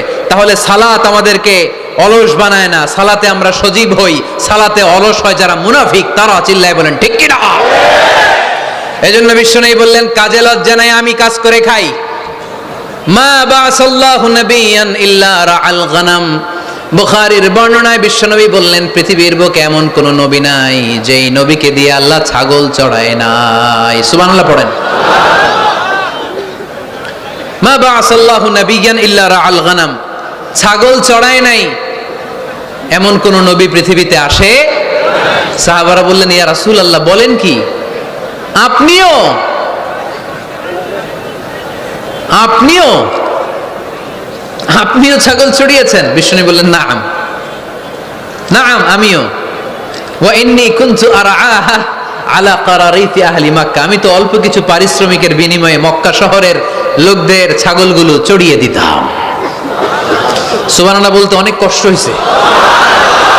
বিশ্বনবী ছাগল চড়িয়ে খেতেন। কি নবী ছিল আমার! আহা, এত সুন্দর মানুষ, এত পরিচ্ছন্ন মানুষ, ছাগল চড়াতেন। অহংকার করতেন না, বিশ্বনবীর অহংকার ছিল না। সুবহানাল্লাহ পড়েন। শুধু কি বিশ্বনবী, সব নবীকে দিয়ে আল্লাহ ছাগল চড়িয়েছেন। কারণ ছাগল হচ্ছে খুব টেরা একটা প্রাণী, তাই না? ছাগল এত টেরা, ছাগলের গলার রশি ধরে যদি আপনি ডানে টান দেন, এটা কোন দিকে যাবে? বায়ে টান দিলে, সামনে টানলে, পিছনে টানলে পারা যায় কিছু? ভাবলেন সারা সপ্তাহ ব্যস্ত থাকি, আজকে আমার ছুটি, আমিও গোসল করি, এটারও গোসল করাই। রশি ধরে আপনি পুকুরে নামাবেন, এটা ওর বাপের কিরা এমনি দাঁড়াবে, ঠিক কিনা? ওরে টেনে নামানো যায় না। এর কারণ ওর নাম কি? কথা কয় না। এজন্য আমরা বলি পাগলে কিনা কয়, ছাগলে কিনা খায়। ও বুঝে না তো, ওর ভালো চাইলেও বুঝতে চায় না। আল্লাহ বুঝাতে চাইলেন নবীরা ছাগল চড়াও, সবচেয়ে টেরা প্রাণী। ছাগল চড়ায় তোমাদেরকে ট্রেনিং পিরিয়ড শেষ করছি, কারণ এরপরেও ছাগলের চেয়ে আরেকটা টেরা প্রাণী আছে মানব জাতি, এদেরকে চড়াইতে হবে। যদিও মানুষ আশরাফুল মাখলুকাত, কিন্তু মানুষের মধ্যে ছাগলের চেয়ে টেরা কিছু আছে না নাই? উলাইকা কাল আনআম বাল হুম আদাল, এরা ছাগল নয়, এগুলো ছাগলের চেয়েও নিকৃষ্ট। চিল্লায় বলেন ঠিক কি না? এমন কোন নবী নাই যেই নবী ছাগল চড়ায় নাই। সুবহানাল্লাহ পড়তে হবে। সব নবীরা কাজ করে খেয়েছেন। সাইয়েদনা আদম আলাইহিস সালাম, ইব্রাহিম আলাইহিস সালাম চাষাবাদও করেছেন। সাইয়েদনা মুসা আলাইহিস সালাম চাষ করেছেন। দাউদ আলাইহিস সালাম নিজ হাতে বর্ম বানিয়েছেন, ছুরি বানিয়েছেন। আওয়াজ করে পড়েন সুবহানাল্লাহ। তাহলে কাজে কোনো লজ্জা আছে? লজ্জা কিসে? আর আজকের মাহফিল থেকে অলসতাকে আমরা কি বলে দিয়েছি? কাজের সময়, নামাজের সময় কাজে কোনো লজ্জা নেই। বিষ্ণু ঈসা ইসলাম কাজ করে খেতে বলেছেন। প্রিয় ভাইয়েরা, বেশিরভাগই এখানে ফ্যাক্টরি ওয়ার্কার। আপনারা হাত তুলে আমাকে জানান দিয়েছেন শুরুতে। কর্মজীবী মানুষদেরকে বিশ্বনবী এত ভালোবাসতেন, মেহনতি মানুষদেরকে এত পছন্দ করতেন। বিদায় হজের ভাষণেও বাদ যায়নি মেহনতি মানুষদের কথা। তিনি বলেছেন খবরদার খারাপ আচরণ করবে না, নিজেরা যা খাবে তাদেরও তা খাওয়াবে, নিজেরা যা পড়বে তাদেরকেও তা পড়াবে। আতুল আজিরা আজরাহু ক্বাবলা আইয়াজিফা আরাকু, সুনানি ইবনে মাজার হাদিস। শ্রমিকের ঘাম শুকিয়ে যাওয়ার আগে তার পারিশ্রমিক দিয়ে দাও। আবার বিশ্বনবী বললেন খবরদার সালাসাতুন আনা খাসমুহুম, কিয়ামতের দিন 3 শ্রেণীর ব্যক্তির বিরুদ্ধে আমি আল্লাহ নিজে মামলা দায়ের করব। এক শ্রেণীর ব্যক্তি হচ্ছে রাজুলুন ইস্তাওফা আজিরান ইস্তাআজারা আজিরান ফাস্তাওফা মিনহু ওয়া লাম ইউতি আজরা, যে ব্যক্তি শ্রমিক ভাড়া করে কাজ করালো কিন্তু তার টাকা দেয় নাই, তার পারিশ্রমিক দেয় নাই। আল্লাহ বলেন কিয়ামতের দিন তোর বিরুদ্ধে আমি দাঁড়াবো, I will be against you in the day of judgment. কেউ তোরে কিয়ামতের দিন সাহায্য করে ছুটাতে পারবে না। এজন্য খবরদার, শ্রমিকদের সাথে খারাপ আচরণ করবেন না। আবার শ্রমিক ভাইরাও যারা আছেন, আপনাদের ডিউটি যত ঘন্টা ঠিক তত ঘন্টাই পালন করতে হবে, তা না হলে কিন্তু আপনাদের উপার্জন হালাল হবে না। বিশ্বনবী সাল্লাল্লাহু আলাইহি ইসলামের সাথে বিশ্বনবী সাল্লাল্লাহু আলাইহি ইসলামের কর্মচারীর কি ঘটেছিল এই ঘটনাটা বলেই আজকে আমরা শেষ করব। আওয়াজ করে পড়েন ইনশাআল্লাহ। আমরা অনেকে মাইক পেলে বড় বড় ভাষণ দেই, কাজের মেয়েদের সাথে খারাপ আচরণ করবেন না, শ্রমিকদের অধিকার, নারীদের অধিকার, বড় বড় এরকম বক্তব্য আছে না নাই? বিশ্বনবী শুধু শ্রমিকদের অধিকারের কথা বক্তব্যের মধ্যে সীমাবদ্ধ রাখেন নাই, ওনার ব্যক্তিগত জীবনেও এগুলো পাবেন। বিশ্বনবী সাল্লাল্লাহু আলাইহি সাল্লামের অ্যাপয়েন্ট করা শ্রমিক, ওনার দাস, ওনার কর্মচারী সাহাবীর নাম ছিল আনাস রাদিয়াল্লাহু তাআলা আনহু। কি নাম ছিল? উনি বিশ্বনবীর ব্যাপারে কি কমেন্টস করছে আমরা শুনে আজকের আলোচনার ইতি টানবো। আওয়াজ করে পড়তে হবে ইনশাআল্লাহ। সাধারণত কর্মচারীরা মালিকের বিরুদ্ধে ভালো কথা বলে ইল্লা মাশাআল্লাহ। অনেক মালিক আছে অনেক ভালো, তাদের ব্যাপারে আবার ভালো বলে। সাধারণত কারো ব্যাপারে যদি আপনি তথ্য নিতে চান, আপনি তার ওয়াইফের কাছ থেকে তথ্য নেন, তার কর্মচারীর কাছ থেকে নেন, তার বাড়ির দারোয়ান থেকে নেন, তার ঘরের কাজের মহিলার কাছ থেকে নেন, তার ড্রাইভারের কাছ থেকে নেন, তাহলেই তার ব্যাপারে আসল সব তথ্য বের হয়ে আসবে। দেখুন বিশ্বনবীর কর্মচারী বিশ্বনবীর ব্যাপারে কি বলে। সাহাবীর নাম সবাই বলতে হবে, সাহাবীর নাম রাদিয়াল্লাহু তাআলা আনহু। উনি বললেন বিশ্বনবী যখন মক্কা থেকে মদিনায় হিজরত করলেন, হাজার হাজার মদিনাবাসী বিশ্বনবীর সাথে দেখা করতে গেল। যারাই দেখা করে সবাই বিশ্বনবীর হাতে কিছু না কিছু হাদিয়া দেয়, যারাই দেখা করে হাতে করে বিশ্বনবীর হাতে কিছু না কিছু দিয়ে দেয়। সুবহানাল্লাহ পড়ে। তাহাদাও তাহাব্বু, একে অপরকে হাদিয়া দিবেন, মহব্বত বাড়াই দিবে কে? হাজবেন্ড স্ত্রীকে গিফট করবেন, স্ত্রী আবার হাজবেন্ডকে গিফট করবেন, বন্ধু বন্ধুকে গিফট করবেন, গার্লফ্রেন্ড আবার বয়ফ্রেন্ডের গিফট করতে যায় না, তাহলে ভেজাল আছে না নাই? চেক এন্ড ব্যালেন্স করতে হবে। আমি প্রায় বলি ভালোবাসবেন জায়গা মতো, স্ত্রীকে ভালোবাসলেও সওয়াব আছে না নাই? স্ত্রীর সাথে অন্তরঙ্গ সময় কাটালেও সওয়াব আছে না নাই? কিন্তু এই সময় যদি শালীর সাথে কাটান, ঝামেলা আছে না নাই? ভাবির সাথে কাটালে ভেজাল আছে না নাই? যারাই বিশ্বনবীর সাথে দেখা করে সবাই বিশ্বনবীর হাদিয়া দেয়। সাইয়েদনা আনাস রাদিয়াল্লাহু তাআলা আনহু বর্ণনা করেন, আমার আম্মা যেন দেখা করতে আসলেন আমাকে নিয়ে, আমি ছোট্ট আনাস। আমার আম্মা জান দেখলেন লাম ইউবকি রাজুলুন ওয়ালা ইমরাআতুন মিনাল আনসার ইল্লা আতহাফাকা বিতুহফাতিন ইয়া রাসূলুল্লাহ। আমার আম্মা এসে বলে, ও রাসূলুল্লাহ, মদিনার যারাই আপনার সাথে দেখা করতে আসলো সবাই এসে আপনারে হাদিয়া দেয়। ওয়া ইন্নী লা আকদিরু আলা মা উতহিফুকা বিহি, ও নবী আমার তেমন কোনো সাধ্য নাই যে আমি আপনারে হাদিয়া দেব, আমার কাছে কোনো টাকা পয়সা নাই। ছোট্ট ছেলে আনাস রে নিয়ে এসে বলল, ইয়া রাসূলুল্লাহ, মদিনার সব লোকের আপনার সাথে দেখা করে আর হাদিয়া দেয়, আমি গরিব মানুষ, আমি আপনারে কি হাদিয়া দেব গো নবী? আমার তো হাদিয়া দেওয়ার মতো কিচ্ছু নাই। ইল্লা ইবনি হাদা, আমার নাড়ছেরা ধন, আমার কলিজার টুকরা সন্তান এই আনাস ছাড়া আমি আমার কলিজার টুকরা সন্তান আনাস রে আপনারে হাদিয়া দিয়ে দিলাম। খুদ হাদা ইয়া রাসূলুল্লাহ, আমার সন্তান আনাসকে আপনি নেন। ইয়াখদুমুক মা বাদালাক, সে যদ্দুর পারে আপনারে খেদমত করবে। সাইয়েদনা আনাস বলেন, সেদিন থেকে আমি বিশ্বনবীর খাদেম। কি আর খেদমত করব, নবীর মেসওয়াক এনে দেই, জামা এনে দেই। 10 বছর খেদমত করার পরে বিশ্বনবীর খাদেমের মুখে শুনুন বিশ্বনবী কেমন আচরণ করতেন সাইয়েদনা আনাস রাদিয়াল্লাহু তাআলা আনহুর সাথে। সাইয়েদনা আনাস বলেন, খাদিমতু রাসূলুল্লাহি 10 সিনিন, 10টি বছর আমি আমার বিশ্বনবীর পেয়ারা নবীর খেদমত করলাম। ফামা দারাবানি, একদিনের জন্য বিশ্বনবী আমার গায়ে হাত তোলে নাই। পড়েন সুবহানাল্লাহ। ওমা সাব্বানি, একদিনের জন্য আমার গালি দেয় নাই, বকা দেয় নাই। ওমা আবাসা ফি ওয়াজহি, একদিনের জন্য বিশ্বনবী বিরক্তির চেহারা নিয়ে আমার দিকে তাকায় নাই, ভ্রু কুচকে এরকম আমার দিকে তাকায় নাই। আমরা রেগে গেলে বিরক্ত হলে কি করি? আমাদের ভ্রুগুলো কুচকে যায়। আনাস রাদিয়াল্লাহু তাআলা আনহু বললেন, একদিনের জন্য আমারে পিট্টি দেয়া তো দূরের কথা, আমাকে পিটানি দেয়া তো দূরের কথা, আমাকে মারে নাই, আমাকে গালি দেয় নাই, কোনোদিন আমার দিকে বিরক্তির সাথে তাকায় নাই। ওয়ালা ক্বালা লি লিমা সানাআতা ওয়ালা লিমা লা সানাআতা, কোনোদিন এও বলে নাই আনাস এটা কেন করলা, ওইটা কেন করো নাই। চিৎকার করে পড়েন সুবহানাল্লাহ। এজন্য বিশ্ব নবীর মতো আমাদেরকে আমাদের শ্রমিকদের সাথে, অধীনস্থ কর্মচারীদের সাথে আচরণ করতে হবে। রাজি আছে তো সবাই? এতেকালের আগে বিশ্বনবী সাল্লাল্লাহু আলাইহি সাল্লাম দুইটা কথা বললেন। কয়টা? এক নম্বরে বিষ্ণু ঈসা ইসলাম বললেন আসসালাত, আসসালাত, নামাজ, নামাজ, উম্মতেরা নামাজ, নামাজ ছেড়ে দিও না। দুই নম্বরে বিষ্ণুই বললেন ওয়ামা মালাকাত আইমানুকুম, খবরদার অধীনস্থ কর্মচারীদের সাথে খারাপ আচরণ করো না। আমরা খুব দুঃখের সাথে লক্ষ্য করেছি, পত্রপত্রিকায় এসেছে মানবাধিকার কর্মী, নারী আন্দোলনের কর্মী মাইক পেলে বড় বড় ভাষণ দেয়, আপনারা কর্মীদের সাথে ভালো আচরণ করবেন, কাজের মেয়েদের সাথে ভালো আচরণ করবেন, কিন্তু ওদের বাড়িতে এই কাজের মেয়েরা নির্যাতিত হয়, চিল্লায় বলেন ঠিক কিনা? আহা, পত্রিকার রিপোর্ট দেখে অবাক লাগে। খুন্তি দিয়ে চুলায় লোহা গরম করে পিঠে শেক মেরেছে, এরকম আছে না নাই? বিশ্বনবী সাল্লাল্লাহু আলাইহি সাল্লাম বলেছেন খবরদার, কিয়ামতের দিন তাদের বিরুদ্ধে আল্লাহ মামলা দায়ের করবে। আমরা যেন কখনো আমাদের অধীনস্থ কর্মচারীদের সাথে খারাপ আচরণ না করি। আল্লাহ তুমি তৌফিক দাও, আমরা পড়ি আমিন।